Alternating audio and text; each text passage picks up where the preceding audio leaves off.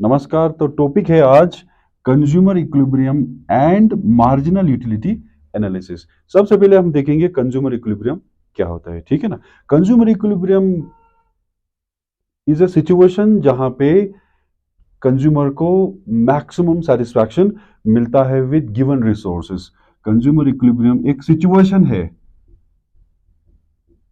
Consumer equilibrium एक situation, एक हालात है जहां पे कंज्यूमर को मैक्सिमम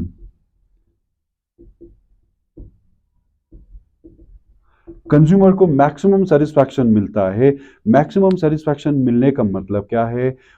वो जो चीज इस्तेमाल करते हैं उससे उसको ज्यादा से ज्यादा फायदा मिलता है, उसको बोलते हैं maximum satisfaction. Maximum satisfaction with given resources. Given resources, जितना चीज उसके पास है उसको खर्चा करके कुछ सामान वो कंज्यूम करता है, उस कंजम्पशन से उसको जितना भी सेटिस्फैक्शन मिलता है उसको हम बोलेंगे मैक्सिमम सेटिस्फैक्शन। वो मैक्सिमम सेटिस्फैक्शन मिलने के बाद कंज्यूमर को हम बोलेंगे consumer is in equilibrium situation, ठीक है ना। सो गिवन रिसोर्सेस, यहां पे दो चीजें इंपॉर्टेंट है। इनकम, इनकम, दूसरा है मार्केट प्राइस, ठीक है जी। सो मींस कंज्यूमर को सेटिस्फैक्शन तभी मिलेगा जब उसके इनकम कांस्टेंट है और साथ ही साथ प्राइस में फ्लक्चुएशन नहीं हो रहा है। प्राइस में फ्लक्चुएशन का मतलब price is also constant, income is also constant. Suppose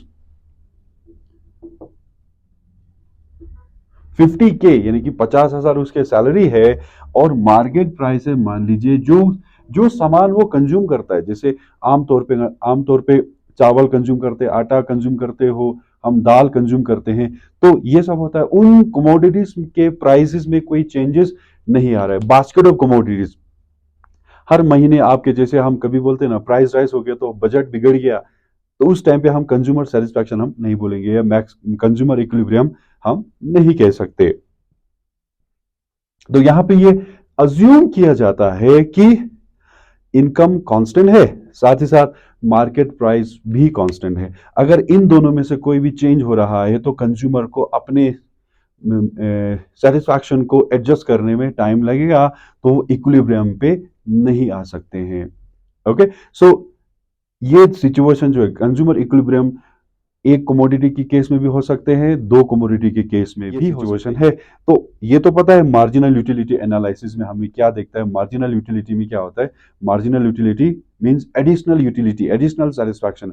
as your consumption keep rising, as you consume more and more commodity goods and services, satisfaction from those commodities will keep on declining. So उसको हम कहते हैं law of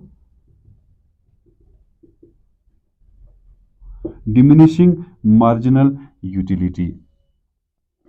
Okay, so there is another concept which called law of diminishing marginal utility, means जैसे जैसे आप additional commodity consume करते जाओगे वहां से जो सेटिस्फैक्शन आपको मिलेगा, एडिशनल जो सेटिस्फैक्शन, एक्स्ट्रा जो सेटिस्फैक्शन मिलेगा, वो कम कम कम होते जाएंगे। इसको आप बोलेंगे law of diminishing marginal utility. अब हम देखेंगे ये सिचुएशन जो है कंज्यूमर इक्विलिब्रियम वाला सिचुएशन है, वन कमोडिटी की केस में होता है, टू कमोडिटी की केस में भी होता है। तो हम अभी डायग्राम बना के उसको देखेंगे, ठीक है जी। सो आई होप समझ में आओगा, आगे चलते हैं।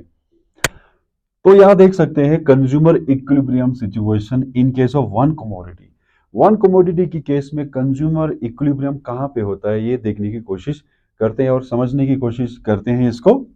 तो यहां देखिए ये डायग्राम पे मैंने बनाया हुआ है कंजम्पशन ऑफ कमोडिटी, ठीक है, ये लाइन है कंजम्पशन ऑफ कमोडिटी। यहां पे है price and marginal utility of money, ठीक है। सो प्राइस, ये लाइन है प्राइस। प्राइस एज्यूम किया गया है कांस्टेंट है। हमने पहले डिस्कस किया था कंज्यूमर इक्विलिब्रियम सिचुएशन में प्राइस, मार्केट प्राइस कांस्टेंट होना चाहिए और गिवन इनकम होना चाहिए बोला था।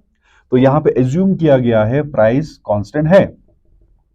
तो यहां पे इक्विलिब्रियम कहां हो रहा है वन कमोडिटी केस में?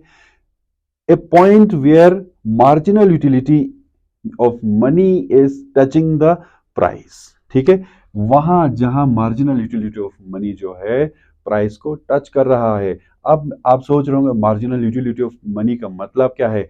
Marginal utility of money means जितना मैं एक्स्ट्रा एडिशनल खर्चा करूंगा उस खर्चे से मुझे कितना मिलेगा, that is my marginal utility of money. If I am spending 10 rupees, I am receiving 6 units of satisfaction, उसके नेक्स्ट में मैं और एक और 10 रुपीज खर्चा करता हूं तो मुझे सेटिस्फैक्शन उस नेक्स्ट वाला सेकंड वाला 10 रुपीज से मुझे कितना सेटिस्फैक्शन मिल रहा है, that is marginal utility of money.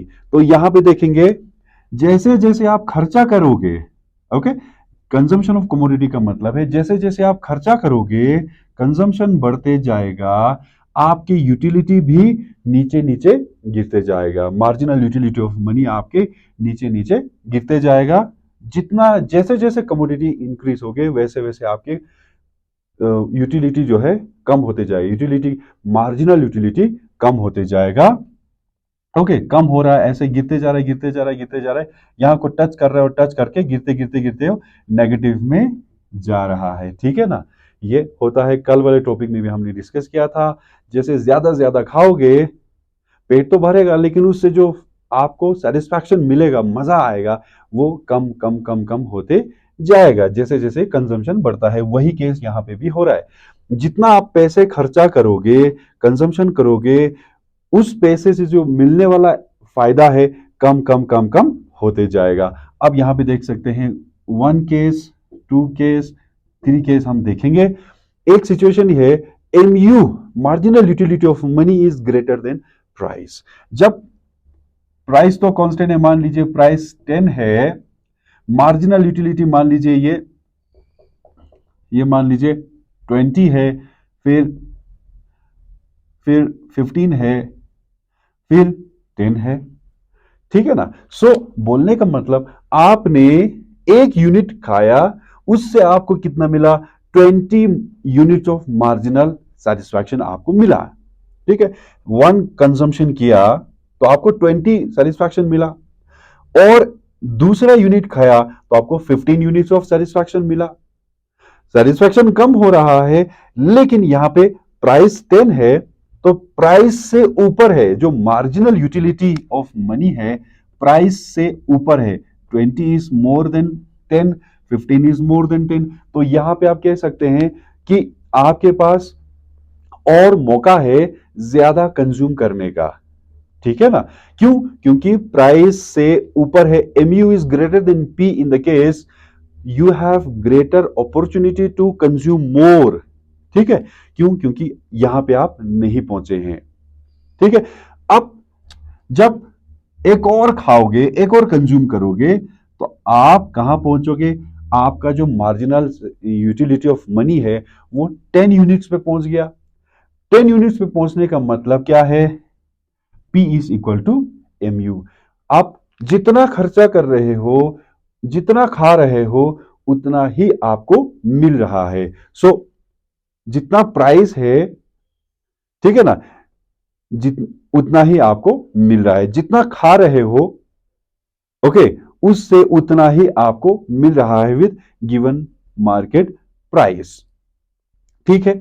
अब थर्ड सिचुएशन में क्या होता है, और ज्यादा आप कंजम्पशन करते करते जाओगे तो यहां पे आपको 5 यूनिट्स ऑफ सेटिस्फैक्शन मिल सकता है, यहां पे आपको 2 मिल सकता है, यहां पे आपको 1.5 मिल सकता है, यहां पे आपको 1 मिल सकता है, यहां पे आपको 0 मिल रहा है।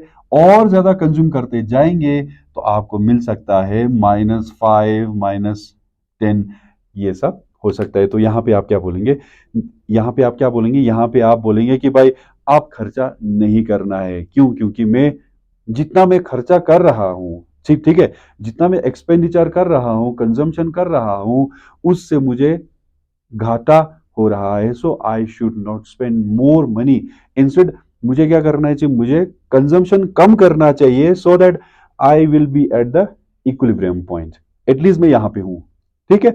यहां पे होने का मतलब क्या है, मुझे और ज्यादा खर्चा करना चाहिए, यहां इसके नीचे होने का मतलब है मुझे खर्चा कम करना चाहिए, कंजम्पशन कम करना चाहिए, मुझे वापस इधर को आना चाहिए ताकि मैं इधर आ जाऊं। यहाँ पे क्या है, मुझे ज्यादा खर्चा करना चाहिए, मैं स्कोप है मेरे पास, ऑप्शन है कंजम्पशन ज्यादा करने का, क्योंकि प्राइस से ऊपर होने होने का मतलब है मुझे और खर्चा करना चाहिए ताकि मैं इक्विलिब्रियम पे पहुंच जाऊं। ठीक है ना। सो ये हो गया वन कमोडिटी के केस में। ओके,